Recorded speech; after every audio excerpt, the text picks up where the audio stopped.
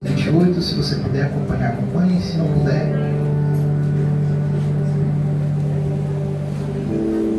Fique aqui conosco. Romanos 8, 12. Que diz assim. Romanos 8, 28. Sabemos que todas as coisas cooperam para o bem daqueles que amam a Deus, daqueles que são chamados segundo o seu propósito. Irmãos, havia um homem que no final da sua trajetória chegou para perto de Deus, o Pai. E Deus mostrou para ele uma tela,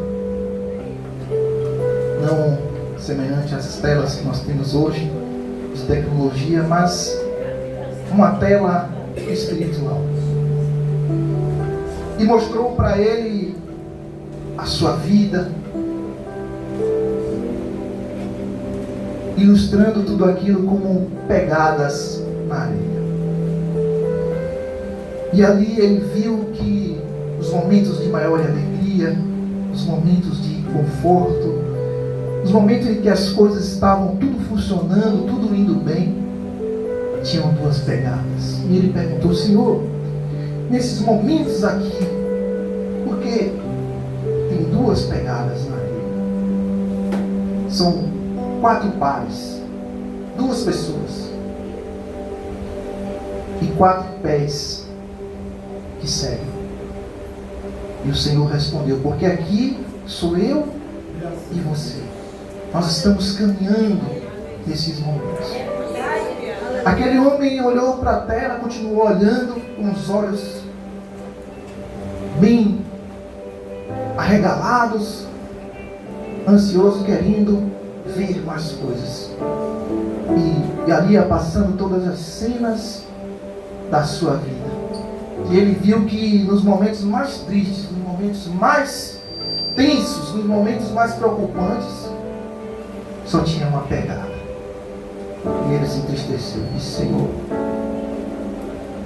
eu me alegrei porque nos momentos felizes o Senhor estava comigo, mas agora eu fiquei triste porque nos momentos mais difíceis, e ele reconheceu qual era a fase da vida dele que era mais tensa, mais dolorosa, mais preocupante.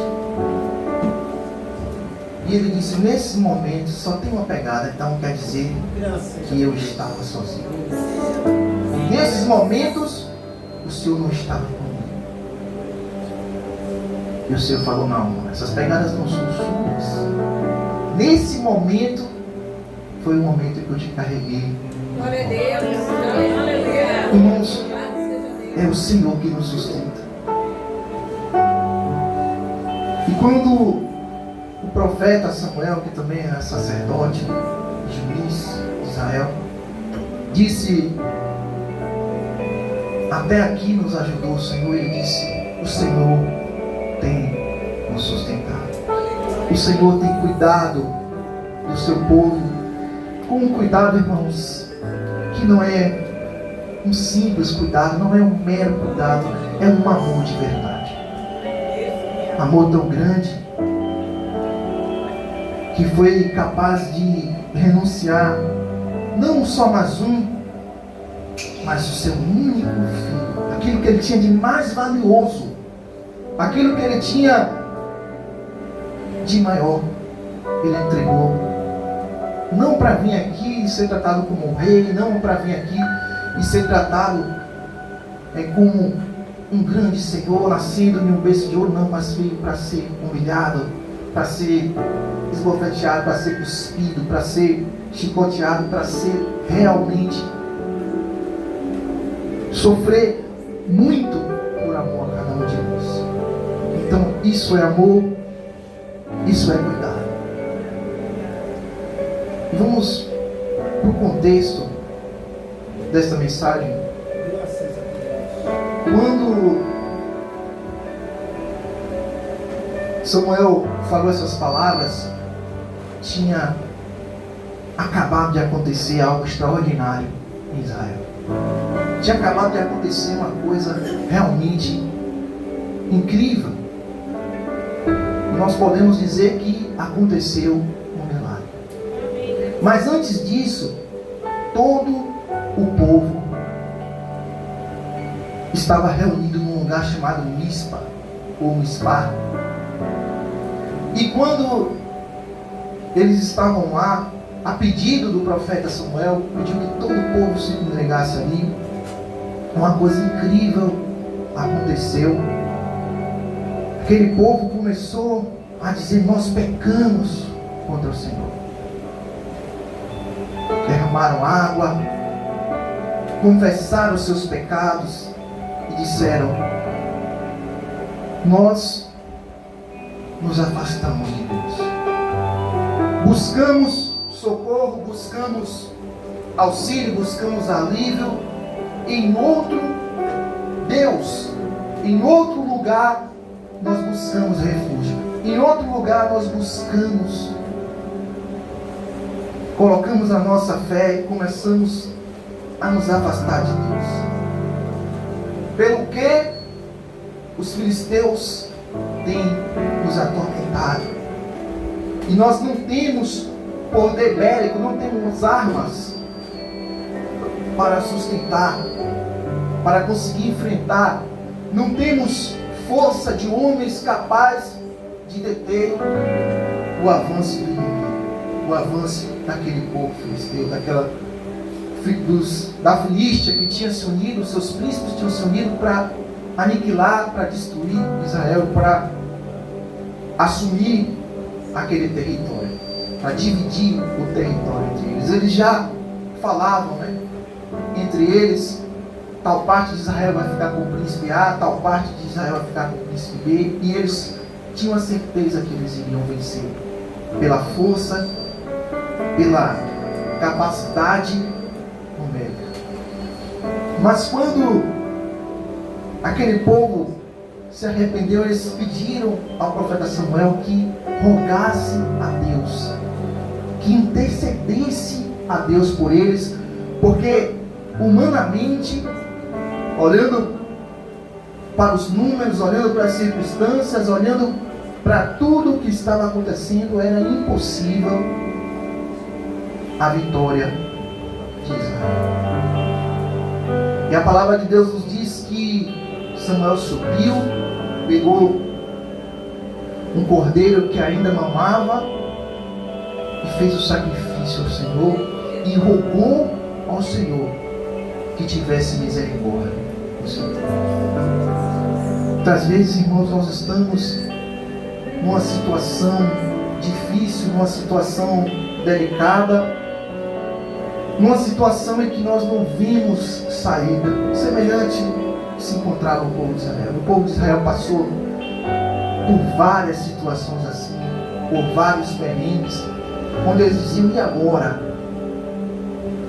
Mas se nós formos falar aqui da providência de Deus, se nós formos falar da intervenção do Senhor, eu creio que vai dar meia-noite, nós vamos chegar no domingo e a gente não vai ter terminado. Só o que está escrito na palavra de Deus, de todos os livramentos que Ele deu ao seu povo, de como Ele manteve o seu povo de pé, e até os dias de hoje, esse povo, por mais perseguido que seja, por mais guerras que haja, por mais, nós sabemos que é uma terra perseguida até os dias de hoje, mas o Senhor tem sustentado. Na guerra dos 6 dias, irmãos, todas aquelas nações do Oriente Médio se levantaram contra Israel e disseram: agora nós vamos varrer Israel do mapa, agora nós vamos acabar com eles. Eles não têm, quer dizer, mesmo depois da palavra de Deus ter sido fechada, ter sido encerrada no livro de Apocalipse, Deus continua livrando a sua nação, o seu povo. E na guerra dos 6 dias eles pensaram que realmente eles iam exterminar Israel do mapa. Um presidente do Irã declarou uma vez: não varrei Israel do mapa. Só que eles estão falando que vão fazer algo que Deus não aprovou. É Deus que cuida do seu povo. Assim aconteceu na Filístia. Mas o Senhor deu a vitória para Israel. É o Senhor que nos dá a vitória. Ainda que um gigante se levante contra nós, ainda que nós olhemos para frente, tem uma barreira enorme, tem uma muralha terrível impedindo a nossa caminhada, tem levantes que vêm para esta obra, para esse ministério, para as pessoas que aqui estão, que nós dizemos: e agora o que nós vamos fazer? Nós olhamos um para o outro, para o lado, para o outro, e nós dizemos: de onde virá o nosso socorro? Nós falamos como o salmista Davi falou: eleve os meus olhos para o monte, de onde virá o meu socorro? O meu socorro vem do Senhor. E a providência de Deus, irmãos, o que foi que ela usou para derrotar os filisteus? O que foi que Deus fez dessa vez? Deus já fez coisas extraordinárias. Deus já fez o povo pensar, ouvir barulhos. O povo inimigo saíram fugindo ali com o profeta Eliseu. E aí os leprosos foram lá procurar, não tinha nada. Deus já fez coisas extraordinárias. Deus já fez um anjo exterminar 185 mil homens de Senaqueribe, do rei Senaqueribe. Quando Ezequias orou, clamou ao Senhor. Josafá, como eu disse, são muitos exemplos. Mas o que foi que Deus usou dessa vez? Aqui, registrado aqui em 1 Samuel, capítulo 7. Quando os inimigos vieram, eles disseram: é agora. Eles foram com muita arrogância e autoconfiança, dizendo: nós vamos destruir, nós vamos acabar com eles hoje. Essa pedra no nosso sapato, assim dizendo os filisteus, ela vai ser retirada hoje. E quando eles chegaram, o profeta Samuel já tinha feito o sacrifício, o profeta Samuel já tinha matado aquele cordeiro, já tinha intercedido ao Senhor, e os homens se posicionaram para a batalha. De repente, ficou os céus como fica em dias de tempestade, quando está próximo à tempestade, o céu fechou, e aqueles homens continuaram marchando, continuaram indo, e a Bíblia diz que trovões vieram, e os trovões só atingiam o exército dos filisteus. E quando eles olharam e viram que os filisteus estavam sendo massacrados, mesmo antes de chegar espada bater com espada, antes mesmo do confronto, da guerra, os trovões já estavam lá, lutando pela nação de Israel. Deus mandou os trovões como se fossem flechas, mirando exatamente no inimigo, e eles foram caindo, e se jogando no chão, e outros diziam: o que está acontecendo? Não são o povo de Israel, esses são raios.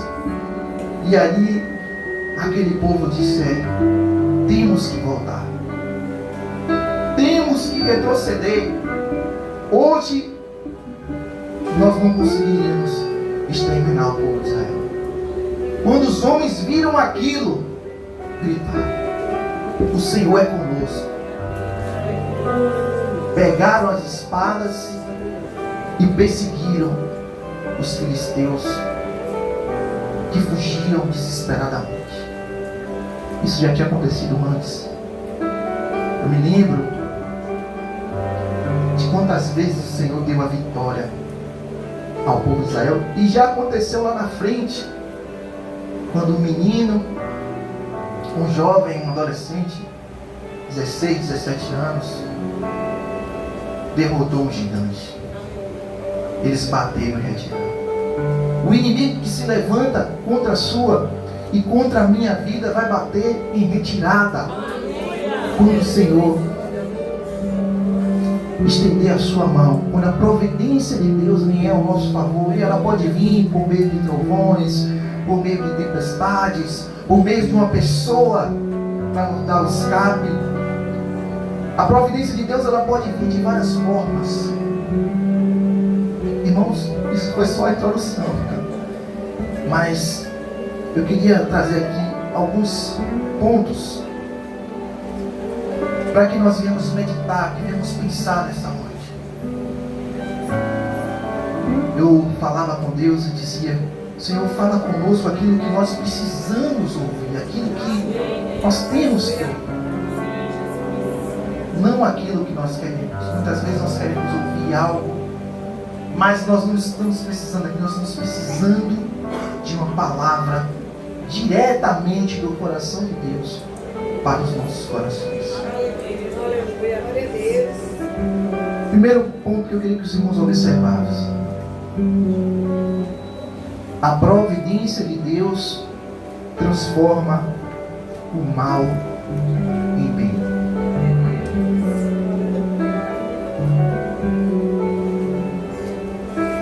Livro de Gênesis, capítulo 50, versículo 20. José disse, está lá registrado, José falou para os seus irmãos: vocês intentaram fazer o mal contra mim, mas Deus tornou o mal em bem. A providência de Deus, irmãos, transforma o mal em bem. Tudo aquilo que José passou, os irmãos sabem que não foi fácil. Toda a trajetória, não vou aqui contar todos os detalhes do que José passou, mas os irmãos sabem que ele foi fiel ao Senhor. Foi traído pelos seus irmãos, foi jogado no poço, depois foi vendido como escravo, mas em nenhum momento ele questionou o Senhor. Em nenhum momento ele se voltou contra Deus para dizer: Deus, o Senhor me abandonou. O Senhor disse que ia fazer coisas grandes na minha vida, coisas extraordinárias na minha vida. O Senhor falou que iria me levantar para fazer algo,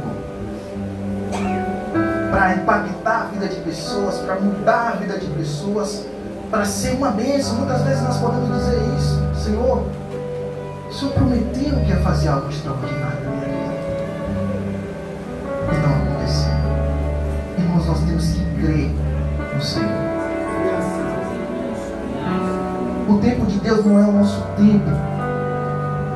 O que nós temos que fazer é perguntar ao Senhor se nós estamos no centro da sua vontade. Estamos no centro da sua vontade, devemos continuar firmes, olhando tão somente para o autor e consumador da nossa fé, seguindo reto, sem olhar para a esquerda nem para a direita, e muito menos para trás. Se nós olhamos a palavra de Deus, e através dela nós podemos ver, e através daquilo que o Senhor fala em nossos corações, que nós estamos trilhando o caminho certo, o caminho da verdade, que nós estamos seguindo Cristo, que é o caminho, a verdade e a vida, e fazendo aquilo que Ele quer que façamos, estando no lugar que Ele quer que estejamos, fazendo a obra como Ele quer que façamos, naquilo que fomos chamados a fazer, então não devemos questionar o Senhor, então somente continua fazendo. O nosso exemplo, nosso pai na fé, Abraão, não recebeu a promessa de ter o seu filho hoje e amanhã se cumprir. Tinha 70 e poucos anos quando Isaac nasceu, quase 100 anos, aproximadamente 25 anos até que se cumprisse. E já teve casos na Bíblia da promessa durar muito mais tempo. Davi foi ungido rei, era jovem, foi antes dele ter matado Golias, antes daquele confronto, antes daquela grande vitória. E ele veio se tornar rei muitos anos depois. Acredito que com 30 anos ele se tornou rei de Judá, e depois 7 anos travando guerra com Esbocete, filho mais novo de Saul. E com 37 anos ele se tornou rei de todo Israel. Então foi muitos anos até que a promessa se cumprisse. Mas ela se cumpriu. Davi não morreu no deserto, irmãos. Quando Davi estava fugindo, ele disse: agora, se eu ficar aqui em Israel, Saul vai me matar. Se eu for aqui para os povos vizinhos, todo mundo é inimigo da gente. E ainda vai se lembrar de mim. Você matou muito dos nossos. Não fugindo da mensagem, mas eu gosto muito dos exemplos de Davi. Deus usou a providência. Lá na frente nós vamos falar sobre isso. Mas mais uma vez o Senhor usa a providência. Quando ele estava prestes a morrer na mão do príncipe dos filisteus, do rei dos filisteus, veio um pensamento: se finge de louco agora. A providência foi ele ter se fingido de louco naquele momento. Começou a babar, começou a espuma sair pela sua barba, e todo mundo dizendo: ele está louco. Ele disse: o que eu quero tem a ver com o homem louco. Manda ele para lá, ele já recebeu o castigo dele. E a providência de Deus pode vir de várias formas, mas ela sempre vem. Então, irmãos, a providência faz acontecer algo extraordinário, transforma o mal em bem. Tudo aquilo aconteceu na vida de José. Ele não reclamou, ele foi fiel, não se deitou com a mulher de Potifar, saiu fugindo, correndo daquela situação e foi preso. E poderia ter reclamado, mas ainda assim ele disse: eu continuarei firme na presença do Senhor. Eu continuarei firme na fé, crendo no meu Deus, porque Ele é fiel. Eu vou continuar fazendo a vontade do Senhor, independente das circunstâncias, ainda que eu esteja preso, ainda que eu seja caluniado, ainda que eu seja excluído, ainda que a minha família vire as costas para mim, se meu pai me desamparar, se a minha mãe me desamparar, se tudo acontecer, o Senhor é comigo. Ele é o meu pastor e não me abandona. E aconteceu aquilo na vida dele. Algo também extraordinário acontece, irmãos, com a providência. No caso de José, Deus estava no processo. A providência de Deus também nos livra de situações terríveis, nos livra da morte. Quando eu vou falar dele de novo, quando Davi tinha acabado de se casar com a filha de Saul. Quem sabe dessa história? Tinha acabado de casar com Mical, estava feliz da vida, e de repente o rei Saul mandou matar. O rei Saul percebeu que Davi se tornava uma ameaça. Uma das coisas que tinha irritado muito ele, muito Saul, foi ouvir o cântico das mulheres. Saul matou os seus milhares, Davi seus 10 milhares. E aí toda vez que Davi entrava na cidade, as mulheres cantavam essa música, aquilo já estava tirando a paciência dele. A Bíblia não relata, irmãos, claramente, se ele soube, né? Eu já vi séries, já vi numa série muito boa passando aí, já vi, está na Amazon, com seus irmãos, muito boa. Já vi em filmes, mas a Bíblia não relata que Saul soube exatamente que Davi foi ungido rei pelo profeta Samuel. Mas a gente acredita que pode ter chegado essa conversa no ouvido dele por conta de que tinha testemunhas ali. A família de Jessé estava ali, os irmãos de Davi estavam ali. Ninguém sabe se alguém acabou soprando por ciúme ou qualquer coisa, se algum da vizinhança soltou uma coisa: olha, Samuel teve lá. Mas eu sei que o ciúme estava ardendo no coração de Saul. Ele disse: vou matar, vou acabar com esse perigo, com esse problema, para o meu legado. Os meus filhos vão me suceder. O meu nome vai continuar vivo. Mas isso aí, irmãos, Quem decide não era ele que decidiria o próximo rei. Não era ele que decidiria o futuro, mas sim o Senhor. E o Senhor já tinha decidido, por causa da rebeldia, por causa do pecado, por causa da desobediência e por causa da arrogância, o Senhor tinha decidido que ele não iria seguir. Ele desobedeceu o Senhor várias vezes e Samuel disse para ele: obedecer é melhor do que sacrificar.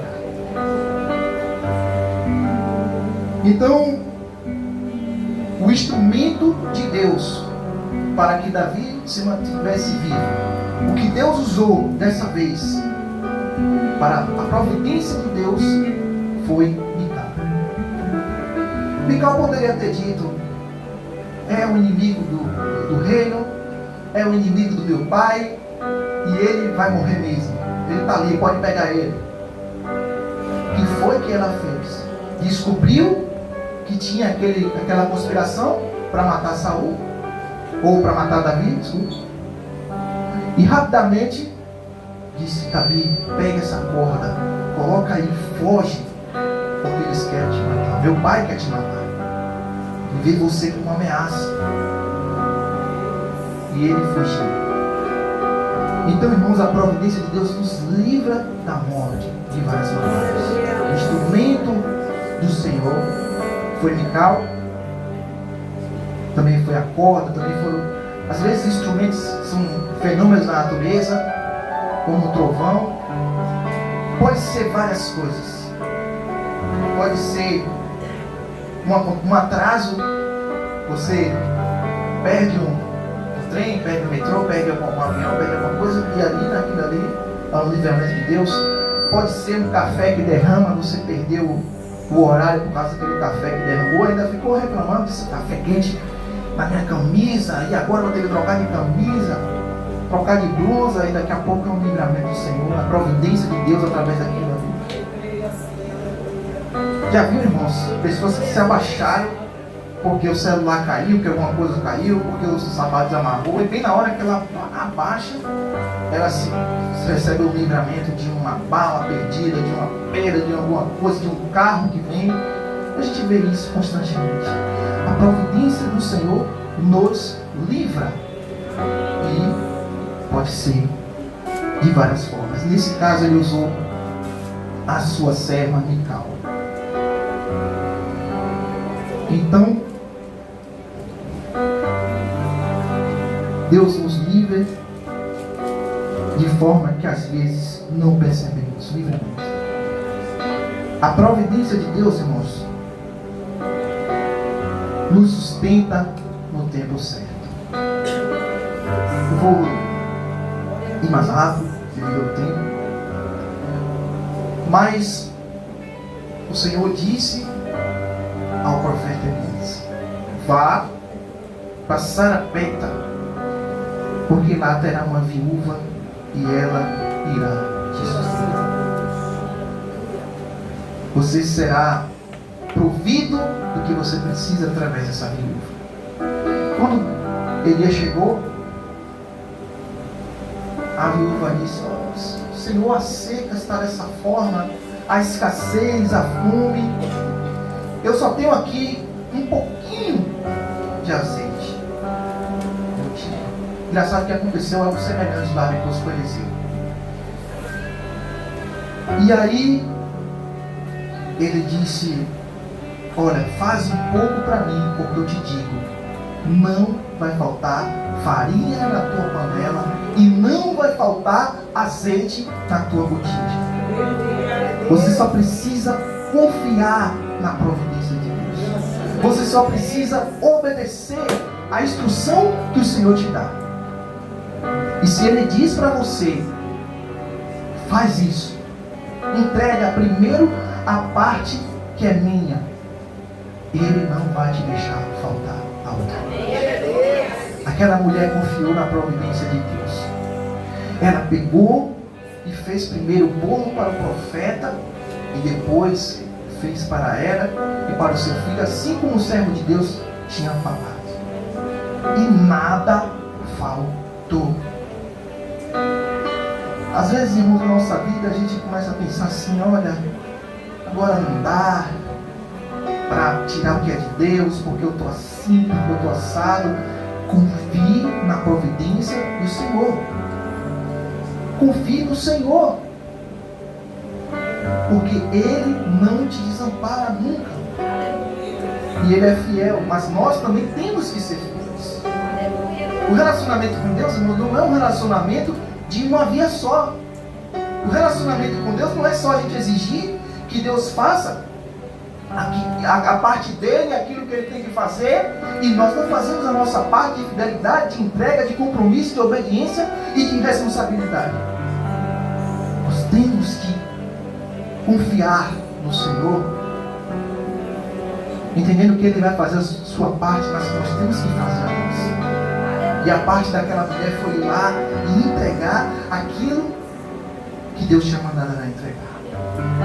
Ninguém podia olhar pelos olhos da razão e dizer assim: não tem como não, só tem um pouquinho, eu vou comer aqui e vou morrer, então que seja a minha primeira refeição, a minha última refeição, que seja uma refeição maior.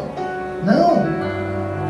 E ela aconteceria isso, talvez acontecesse isso, ela ia comer aquela refeição e ia morrer, mas ela experimentou, ela preferiu ser fiel a Deus. A providência de Deus sustenta, mesmo quando a gente acha que chegou no fim. Senhor, cheguei no fundo do poço, e agora? Eu sei que os irmãos já tiveram experiências com Deus, eu também já tive, e tem momentos que a gente diz assim: da onde é que eu vou conseguir esse dinheiro, Senhor, para pagar minhas dívidas, para pagar o supermercado? Está tudo vazio, não tenho dinheiro para o gás, não tenho dinheiro para a água, e agora o que é que eu vou fazer? Tente lembrar se alguma vez o Senhor te abandonou. Elias não foi morto dentro daquela caverna. Davi também não foi morto. Josué foi vencedor. Todos os que confiaram no Senhor se mantiveram de pé. E a única coisa que Deus pede para você é isso: tenha confiança no Senhor. Irmãos, é Deus que tem sustentado a sua casa. Eu olhei, pesquisei, que no primeiro ano, 2 em cada 10 empresas fecham a porta. O primeiro ano é um ano mais difícil de uma empresa, falando do mundo empresarial. E eu tenho certeza, o IBGE não traz esses dados para a igreja, mas eu tenho certeza, irmãos, que os primeiros meses desde o nascimento de uma congregação são os mais difíceis. Os primeiros meses são difíceis, o primeiro ano é difícil, são muitas coisas para ver, muitas coisas para buscar, é muito complicado. Quem sabe dos bastidores, quem conhece essa parte dos bastidores, sabe que não é fácil manter uma congregação funcionando, tudo o que implica manter de pé. Mas, irmãos, quem sustenta a casa de Deus é Ele, é o Senhor que sustenta. É a providência do Senhor. Não é pela força do pastor, nem os obreiros, nem os membros. Por mais empenhados que eles sejam, não conseguimos. Porque uma congregação de pé, irmãos, afronta o inimigo. Você acha que o inimigo está satisfeito com a congregação neste lugar? Falando de Jesus aqui, se alguém vier, vai receber a palavra que Jesus cura, que Jesus liberta, que Jesus transforma a vida, que Ele é o caminho, a verdade e a vida. Se alguém vier nesta casa, vai ouvir a palavra de Deus genuína. O inimigo não quer isso. Ele está furioso. Se for disser assim, vai abrir uma congregação em tal lugar, pode ter certeza que já tem ali um pelotão do inimigo para tentar fechar. Então, pela nossa força, por mais que a gente tenha, nós temos o nosso tempo que é dividido entre o nosso trabalho, entre a nossa família, nosso trabalho, todas as outras coisas que nós temos que dar atenção. E não é fácil para quem está dirigindo uma congregação, tendo todas as outras responsabilidades. Isso só é possível porque Deus sustenta a sua igreja e sustenta a sua casa. Então, é pelos olhos da fé, irmãos. Como eu falei, tem vários exemplos de providência de Deus. Tem Josafá, tem Ezequias, tem Ana. Eu só vou citar outros aqui porque o horário já chegou. Que foi Esther. Esther atuando nos bastidores.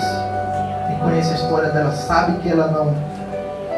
Deus, você vê que no livro de Esther não fala o nome de Deus. Quem já pesquisou sabe. Mas Deus está presente o tempo todo. Até o Mardoqueu, o Mordecai, que era tio de Esther, falou para ela, né? Hadassah era o seu nome, Hebreus, o nome de Israel, mas Esther era o nome que ela colocou para ninguém saber que ela era de lá, porque seria perseguida. E ele disse assim: olha, talvez seja para esse momento que você foi escolhida rainha. Imagine, irmãos, quantas mulheres tinha no pátio, quantas mulheres tinha naquele pátio. Diz que o rei, para mostrar o seu poder, que ele podia fazer o que quisesse, mandou que todas as mulheres virgens, as mais belas mulheres do reino, estivessem lá. Acredito que mais de 1000 mulheres naquele pátio. E ele foi lá e disse: é essa, Esther, é aquela ali. Achando ele que era a escolha dele. Que ele olhou, viu aquela mulher formosa e disse: é ela, aquela ali. Não quero saber da outra, aquela que vai ser minha rainha. E Mordecai falou que nós sabemos, talvez seja para esse momento que nós tenhamos escolhido. Deus escolheu Esther para que através dela o livramento acontecesse.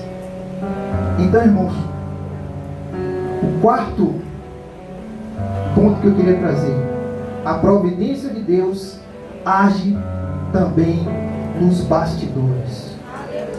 Esther não estava lá fazendo um discurso perante o rei.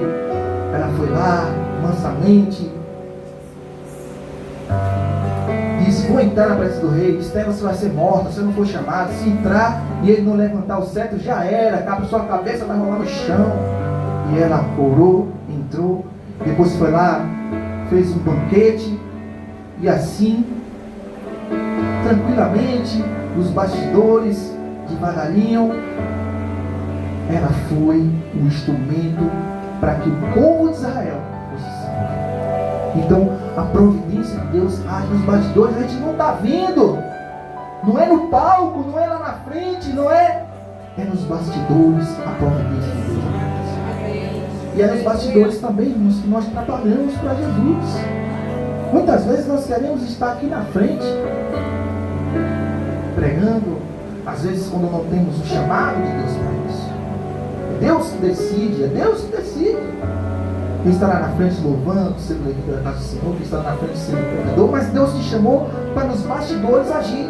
Para nos bastidores ser aquela pessoa que descobre que tem uma pessoa necessitada, precisando de alimento, precisando de algo, você descobre rapidamente, reúne a diaconia da igreja, ou você faz parte da diaconia ou não, mas levanta e socorre aquela pessoa. Você foi um instrumento da providência de Deus para salvar uma pessoa em um momento difícil, agindo nos bastidores.